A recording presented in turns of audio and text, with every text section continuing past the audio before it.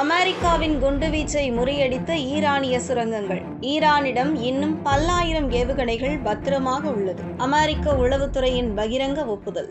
ஈரானின் ஆயுத கிடங்குகளை ஒட்டுமொத்தமாக அழித்துவிட்டோம், அவர்களால் இனி புதிய ஆயுதங்களை உருவாக்க முடியாது என அமெரிக்க பாதுகாப்புத்துறை அமைச்சர் பீட் ஹெக்ஸெத் சில மணி நேரங்களுக்கு முன்புதான் மார்த்தட்டியிருந்தார். ஆனால் அமெரிக்க ராணுவ உளவுத்துறை தற்போது நாடாளுமன்றத்தில் அளித்துள்ள அறிக்கை ஒட்டுமொத்த அமெரிக்காவையே பெரும் அதிர்ச்சியில் ஆழ்த்தியுள்ளது. அமெரிக்கா மற்றும் இஸ்ரேல் இணைந்து ஈரானின் ராணுவ தளங்கள் மீது மாபெரும் குண்டுவீச்சுக்களை நடத்திய பிறகும் ஈரானிடம் இன்னும் ஆயிரக்கணக்கான ஏவுகணைகளும் ஒருவழி தாக்குதல் ட்ரோன்களும் பத்திரமாகவே உள்ளன என அமெரிக்க பாதுகாப்பு உளவுத்துறையின் தலைவர் லெப்டினன்ட் ஜெனரல் ஜேம்ஸ் ஆடம்ஸ் நாடாளுமன்றத்தின் ஆயுதப்படைகள் குழுவில் பகிரங்கமாக ஒப்புக்கொண்டுள்ளார். கடந்த பிப்ரவரி மாதம் இந்த போர் தொடங்கியதில் இருந்து ஈரானின் ஆதரவு பெற்ற ஷியைட் ஆயுத குழுக்கள் வளைகுடாவில் உள்ள அமெரிக்க படைகள் மீது இதுவரை நூற்றுக்கணக்கான தாக்குதல்களை இடைவிடாது நடத்தியுள்ளன என்ற அதிர்ச்சி தகவலையும் அவர் அம்பலப்படுத்தியுள்ளார். அமெரிக்க படைகளின் தாக்குதலால் ஈரானின் ராணுவ கட்டமைப்பில் சேதம் ஏற்பட்டிருந்தாலும் ஈரானின் 50% ஏவுகணை செலுத்தும் தளங்கள்